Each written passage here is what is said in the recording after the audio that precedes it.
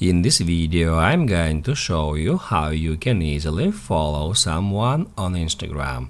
Be sure to watch the video to the very end so you don't make any mistakes, and of course do not forget to like this video and subscribe to my channel. Thanks guys. So let's get started, and first off, open up Instagram app, and the first thing that we should do is go to someone's user's profile whom you would like to follow.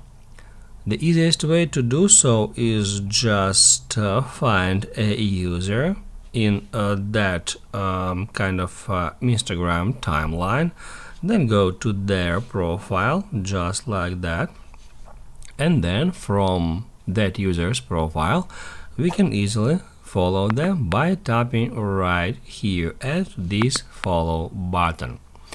If you know the exact name of a user whom you would like to follow, you can tap right here and then just search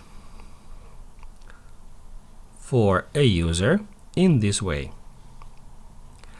Then also by tapping at follow, we can follow that user.